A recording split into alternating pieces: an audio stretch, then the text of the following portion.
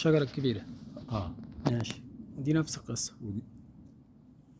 طيب الشجرتين دول كل اللي هيتعملوا فيهم بس ايه هستأذنك الشجرة دي تصوريه. ماشي.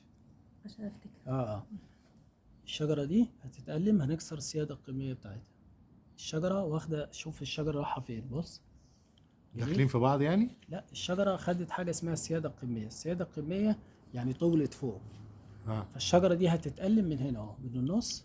الشجرة دي نفس القصة، هتتألم من النص، يعني هنقص السيادة القيمية. من النص من فوق ولا من الجناب؟ لا، من هنا كده اهو، بص اهو، من المنطقة دي.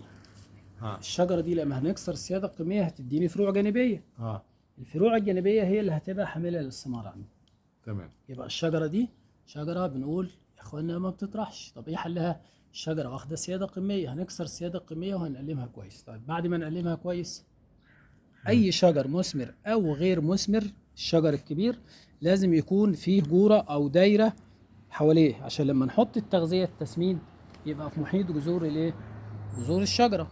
طيب الليمون وانواع الموالح عموما بتصاب بحاجة اسمها الليف ماينر او دودة الانفاق. دودة الانفاق دي فراشة صغيرة زي الناموسة، بتحط البيضة بتاعتها على سطح الورقة، البيضة تفقس تبقى دودة، الدودة تقعد تلفلك في الورقة لغاية ما توصلها بالطريقة دي.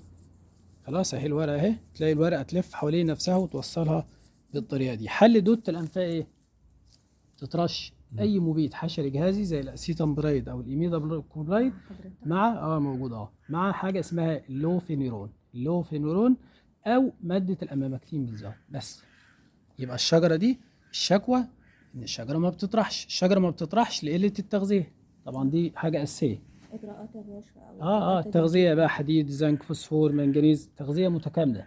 الدوره أيوة. قد ايه او تمام. التغذيه بتفضل للشجر المثمر المستديم الخضره طول السنه، ولكن الربيع والخريف والصيف جرعات التغذيه بتزيد. في الشتاء النبات بيدخل في طور سكون، فجرعات التغذيه بتقل. يبقى احنا هنعمل للشجره دي 4 حاجات: نعمل لها جورة يعني دايرة حواليها، نديها التغذية السليمة، نعالج دودة الأنفاق دي، جميل، ونقلم الشجرة من فوق عشان نكسر السيادة القيمية بتاعتها من فوق.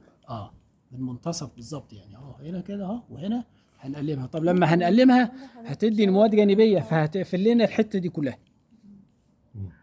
هتقفل الحتة دي كلها، بس هيبقى طرحها طبعا في الحالة دي ممتاز إن شاء الله.